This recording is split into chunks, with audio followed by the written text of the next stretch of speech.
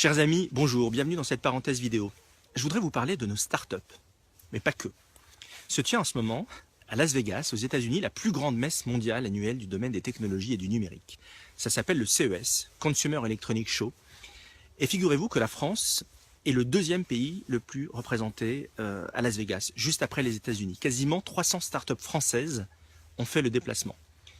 Alors, c'est un vrai motif de satisfaction, parce que très clairement, ce que l'on appelle la French Tech est en train de prendre corps, et la France est en train de devenir une sorte de Silicon Valley. Alors, nous avons mille et une raisons de nous en réjouir, parce que ça fait rayonner notre pays, parce que ça crée des emplois, et je m'en réjouis d'autant plus, vous le savez peut-être, que j'ai fait de la technologie et du numérique mon métier.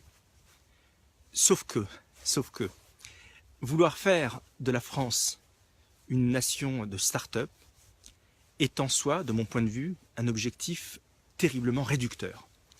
Parce que l'entrepreneuriat en France, ce ne sont pas que les start-upers. L'entrepreneuriat, ce sont aussi nos paysans, qui sont les garants de nos terroirs. Je rappelle que la France est née de la beauté de ces territoires, et nos paysans en sont l'incarnation. L'entrepreneuriat en France, ce sont aussi nos artisans, qui sont les garants d'un savoir-faire ancestral.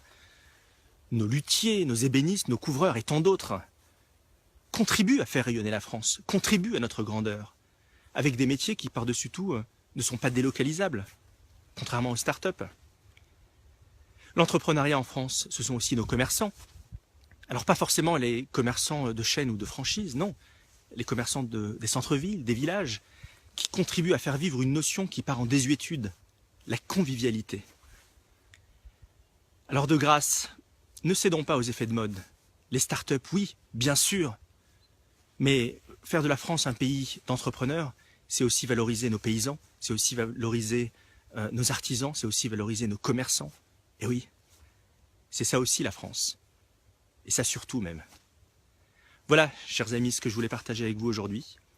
Je vous donne rendez-vous très vite sur ma page Facebook, Rafik Smati, sur le site internet d'Objectif France également, et à très vite aussi pour un live vidéo, une vidéo en direct dans laquelle nous pouvons interagir et sur laquelle d'ailleurs vous êtes de plus en plus nombreux à intervenir.